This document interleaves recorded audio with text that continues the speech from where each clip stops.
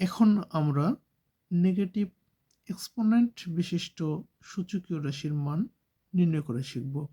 প্রথম যে গাণিতিক সমস্যাটি দেওয়া রয়েছে, এখানে কি বলেছে, 3 এক্সপোনেন্ট -3 এর মান নিচের কোনটি? যখন কোনো একটি সূচকীয় রাশিতে এক্সপোনেন্ট এর সামনে মাইনাস থাকবে, মাইনাস থাকলে আমরা সেটাকে 1/3 পাওয়ারটি লিখব। এই মাইনাসের জন্য আমরা কি করব, 1 করব।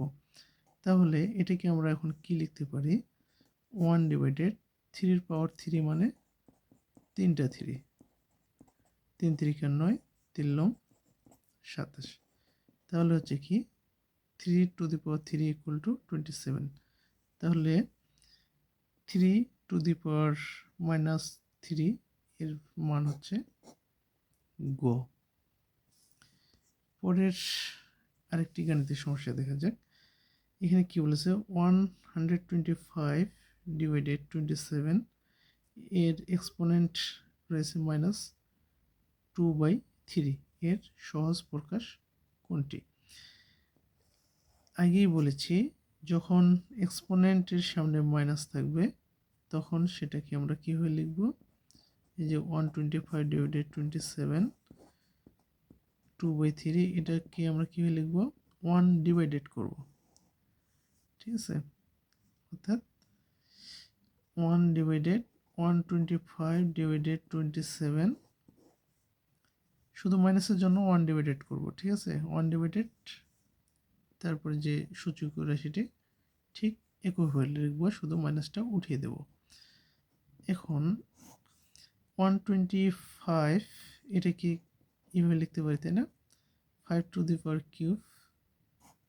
আবার 27কে আমরা কীভাবে লিখতে পারি, 3^3। এর অর্থ হলো 3টা 5, 3টা 5কে গুণ করলে 125 হয়।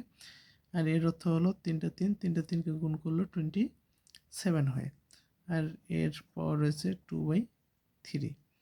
এটা সরাসরি কী লিখতে পারি, 1/5/3, এই দুইটার পাওয়ারই 3 রয়েছে, এখানে উপরে নিলাম।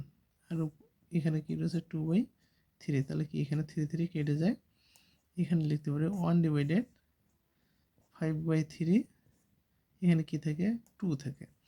তাহলে 1/5 এর স্কোয়ার মানে কি 25, আর 3 এর স্কোয়ার মানে 9।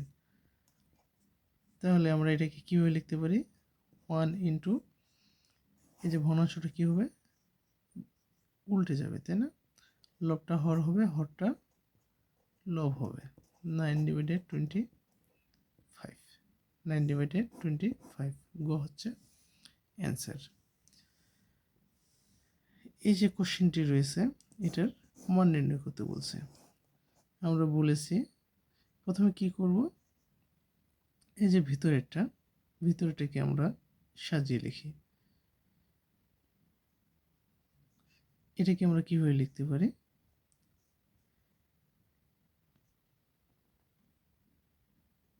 এই যে এক্সপোনেন্ট -1 রয়েছে, মাইনাসটাকে উঠানোর জন্য আমরা যেটা করব, 1 ডিভাইডেড করব এ, তাই না। আর উপরে রয়েছে -1, এক্সপোনেন্টটা -1 রয়েছে, এই মাইনাসটাকে উঠানোর জন্য কি করব, আবার এই যে এখানে যে বেসটা রয়েছে এটাকে আমরা ডিভাইডেড করব, তার মানে কি 1/1/a। তাহলে এখন এটাকে যে আমরা কি করব, এটা ভাগ আছে, তাই না। যখন আমরা কোনো একটা সংখ্যাকে ভগ্নাংশ দিয়ে ভাগ করি তখন কীভাবে আমরা লিখতে পারি, এই যে ভগ্নাংশটি রয়েছে এটা কীভাবে উল্টে যাবে, লবটা হর, হরটি লব হবে। তাহলে এখান থেকে কি 1 1 কেটে যায়, এখানে কি থাকে, এ থাকে। উত্তর হচ্ছে গ। এই কোশ্চেনটি দেখা যাক, এটাকে আমরা কিভাবে সাজিয়ে লিখতে পারবো। এই মাইনাসটা ওঠানোর জন্য কি 1 ডিভাইডেড করবো, তাই না, 2 প্লাস এই যে মাইনাসটা ওঠানোর জন্য কি করবো, 1/5 উপরে রয়েছে -1, তাই না? এখন এটা আমরা লসাগু করব। 5 2 এর লসাগু করলে কত হয়? 10। এখন 10কে 2 দিয়ে ভাগ করলে 5, 5কে এই যে লব যে রয়েছে এটাকে গুণ করতে হবে, তার মানে কি 5। আবার এখন 10কে 5 দিয়ে ভাগ করলে 2, এই ভাগফলটাকে এই লবের সাথে গুণ করতে হবে, তাহলে কত আসে? 2। তাহলে কি এর পর রয়েছে কি এক্সপোনেন্টটা রয়েছে -1, তাহলে এখান থেকে পাচ্ছি আমরা 7/10 -1, তাই না? যেহেতু এক্সপোনেন্ট এখানে নেগেটিভ রয়েছে, নেগেটিভটা উঠিয়ে দেওয়ার জন্য, উঠিয়ে দিতে গেলে কী করতে হবে আমাদেরকে? এই যে ভিত্তিটা রয়েছে এটা কী হবে? ভাগ হয়ে যাবে, তাই না? আর এটাকে আমরা কীভাবে লিখতে পারি? 1/, লবটা হওয়ার হরটা লব হয়ে যাবে, তার মানে হচ্ছে 10/7, 10/7 খ হচ্ছে কাঙ্ক্ষিত অ্যান্সার। আমার এই ভিডিওগুলো যদি আপনাদের ভালো লেগে থাকে অবশ্যই লাইক কমেন্ট শেয়ার করবেন।